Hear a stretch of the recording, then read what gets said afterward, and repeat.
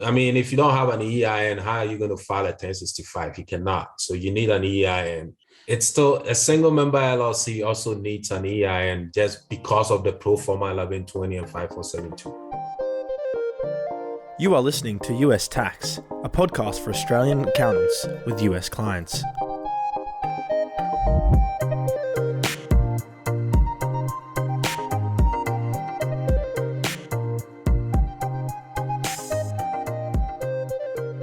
Welcome to update 22 of US Tax about tax identity numbers in the US, or tax identifiers. This is Heide Robson. No tax administration system works without tax identifiers. The ATO uses ACNs, TFNs, and ABNs. The US IIS uses SSNs, ITINs, and EINs. SSN stands for Social Security numbers, and they're used for tax purposes, but also, and I'm sure you guessed that already, for Social Security purposes. So a Social Security number in the US is like an individual TFN in Australia plus a Centrelink CIN in Australia. SSNs are not so relevant for us, since most of us won't be able to apply for an SSN. You need certain visas and, it's a lot more complicated to get an SSN. So today, we skip SSNs and instead focus on EINs and ITINs. ITIN stands for Individual Taxpayer Identification Number. And you can apply for an ITIN. Anybody who needs one can get one. You just have to send your passport by courier to an IIS agent in Australia, pay a fee, do a Zoom interview, and then you have an ITIN.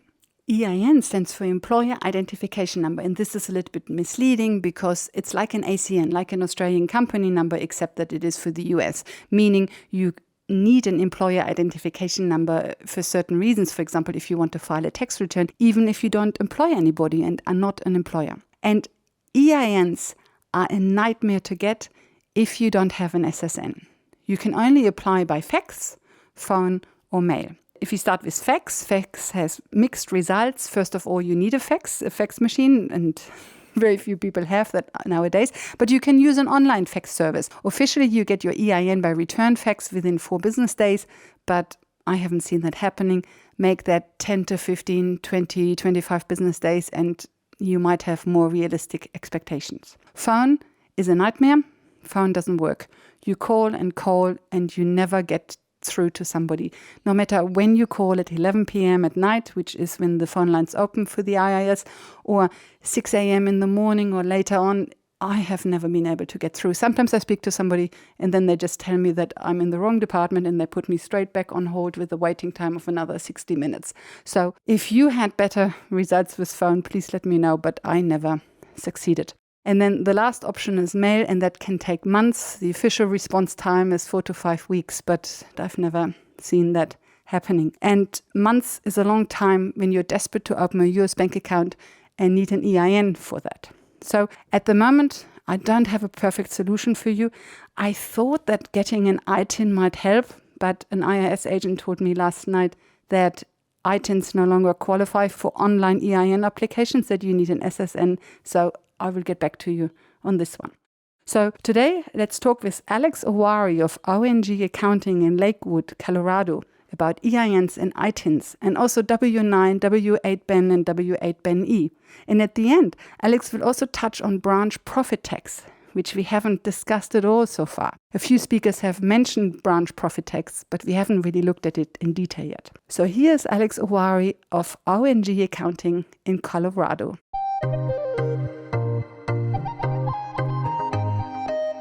Does a foreign-owned multi-member LLC issue a W-9 as a domestic person? I mean, W-9 is basically given to somebody has to request W-9. Once that person gets the W-9, they use that information and they complete 1099. So the question you're asking is a little bit complicated. The LLC is a domestic person because it was established in the US. The single-member LLC is looked through, but the multi-member LLC is a domestic person. It's a partnership. It's a domestic partnership. It depends on which part of the code you're looking at.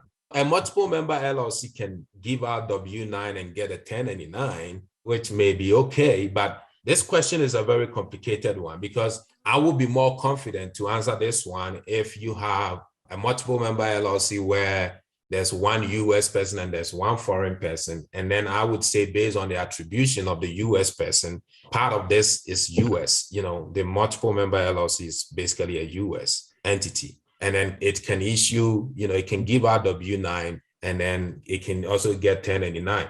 But then when you have a multiple member LLC where both of the partners are foreigners, then we ask ourselves, is this multiple member LLC really a US? It's a pass-through. And so when you issue a 1099 to that multiple member LLC, now, how is it going to report it? Is it going to report it as ECI, or is it going to report it as foreign source? But in other cases too, I have seen this happening, that even though someone gets a 1099, that does not determine, it's not a final determination of the taxes that person owes, right? Maybe they got a 1099 in error, and they can actually write a letter and say that, look, I wasn't supposed to be receiving this 1099 and I got it. Can you tell me what this 1099 is about? So 1099 basically reports payment processes, uses 1099K, and it reports all the payments you receive. Like if I hire you as a US person, I'll first get W-9 from you. And based on the W-9, I'll send you a 1099 NEC so that you can use it to report your taxes. So a 1099 is basically like a W-2, but then it is used by independent contractors if you're working on your own, and then we issue you a 1099. Whereas a W-2 is used by employees. Okay, good. So is it 1099 or 1089? It's 1099. 89. Yeah. So it's 1099. Okay, good. 1099. Okay, good. So 1099 is for contractors and the W-2 is for employees. And so it basically just tells you your tax status, correct? The W-2. So the W-9 is what you use to certify your tax status. If you're a US person, you complete W-9. If you're a foreign person, you complete W-8. So a foreign person will complete W-8 Ben, and then a foreign corporation will complete W-8 Ben E, right? So when you give that to any US person, they will get to figure out that, okay, you're a foreign person and you're certifying as such. And that determines whether they're going to send you a 1099 or not. So here's the deal. A lot of my clients who are foreign persons, they perform services from outside of the US. Those people that are performing services from outside of the US, they sit in their home country to do it. They should not be receiving 1099.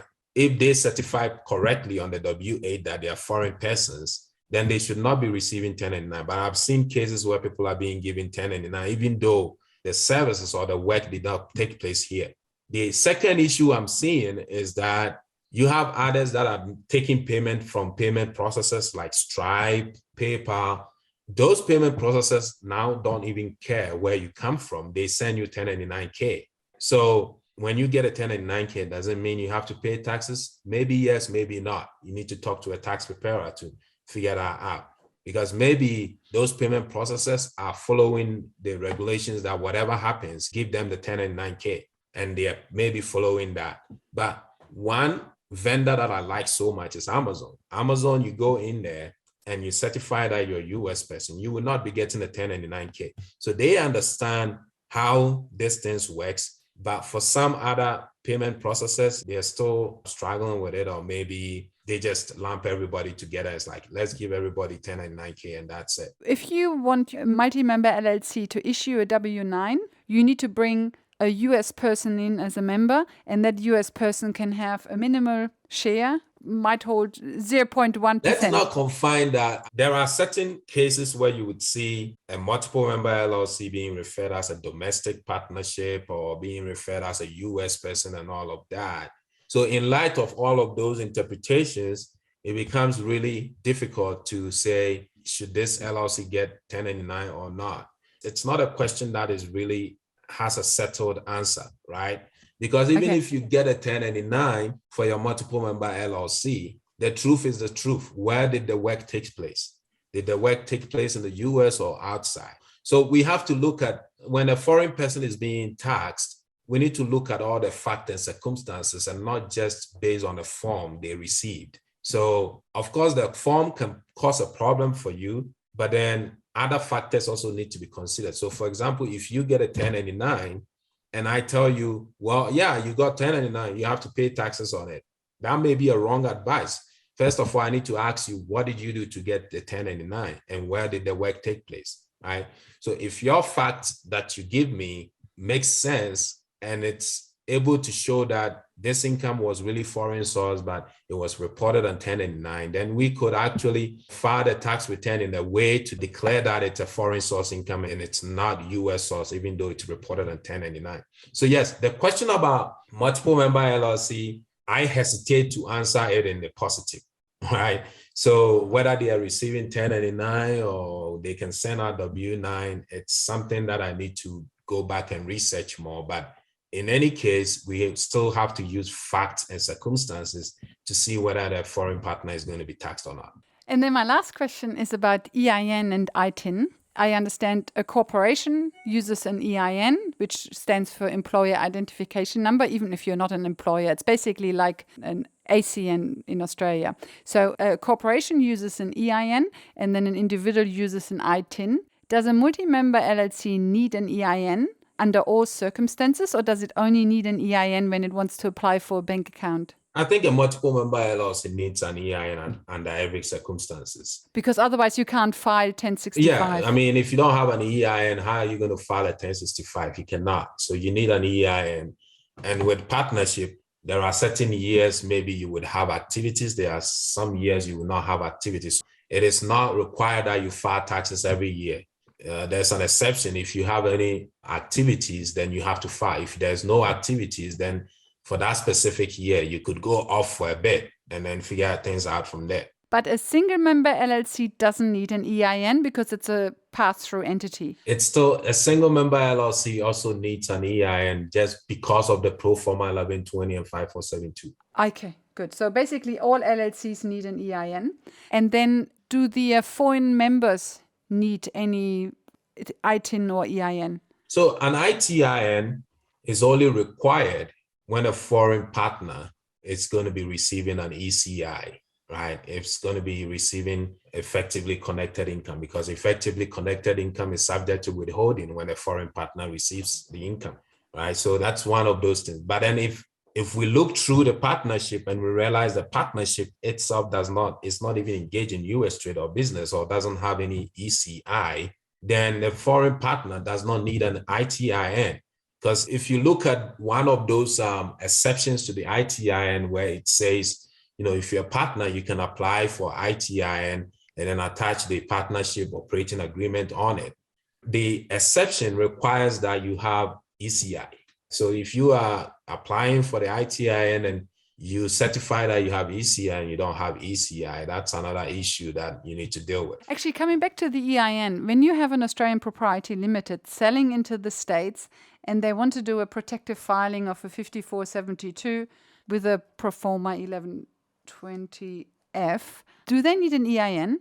So does the Australian Proprietary Limited need an EIN so they can do the protective filing of the 5472? Well, so here's the deal.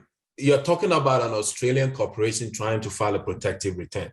Yes. So when an Australian corporation is trying to file a protective return, I don't think the 5472 is the best route to go. You file 1120F, and on the form, it tells you all that you need to do. There's a place for you to check the box for protective return and all of that. But if you're filing 5472, on what basis are you filing 5472? Do you have, a reportable transaction and that's why you're filing 5472? The answer would be no. My foreign corporations, we file 1120F and check the box as protective return and, check all the proper boxes on the form and we send it to the IRS. Good. So you just do an 1120F and you don't worry about 5472 as long as you don't have reportable transactions. Correct. As long as you don't have ECI. Can I just ask you one last very quick question, Alex? Sure. And that is, when you set up a new LLC, do you set it up in Wyoming or Delaware or somewhere else? I mean, your client? It depends. And I usually do not set it up because sometimes some of this stuff could be, practicing law in other states. So sometimes I tell the clients, to find either LegalZoom or other companies that does it, or I can give them instruction on how to do it. But when I instruct them, it's all based on my experience on what I have seen. Sometimes I tell them to go to Wyoming because it's cheap over there. Delaware, if they want to have investors and all of that. But really, if you're a foreign person, it really doesn't matter where you form your company. It's more important for domestic or US persons that live here. If you're a US person that lives here, you need to look at your home state first before you go to any other place. But if you're a foreign person, you're already not here. So it doesn't matter which place you form the LLC. It all boils down on the cost of maintaining the LLC, right? So you need to look at the annual report in certain states, how much the fee is, and then take it from there. One of the best places maybe I would recommend would be New Mexico, because New Mexico, once you form it, there is no annual report. The only thing you need to do is to pay your registered agent, and that's it. But then, unlike Wyoming and Delaware, where you have to file annual reports, New Mexico does not have that. So you get to save some money over there. Branch profit tax only applies to foreign corporations. So anytime a foreign corporation has an ECI, they need to worry about branch profit tax, okay? Does it only apply if you have a US trade or business? Right. I mean, even when you have ECI, you can get out of it when you're from, treaty countries, and you can show that the ECI was not generated through permanent establishment, then you can get out of it and all of this doesn't matter anymore. Okay, good. So if you have a treaty that limits it to a permanent establishment and you don't have a permanent establishment, then you don't need to worry about branch profit tax, correct? Right, but you still need to declare the treaty position. You still need to declare that all of these activities, everything points to the fact that I'm engaged in US trade or business. And when you engage in US trade or business, what happens? You have ECI, right? Now, the second analysis is to, okay, now I have ECI. Do I have permanent establishment in this country? And if you do not have permanent establishment, then that means you pay zero taxes. So if you come from a treaty country, the bar is set higher than when you come from a non-treaty country. Because let's say if you come from a non-treaty country, your analysis stops at the trade or business. So if you come from a non-treaty country, you got to be very careful not to even be engaged in US trade or business.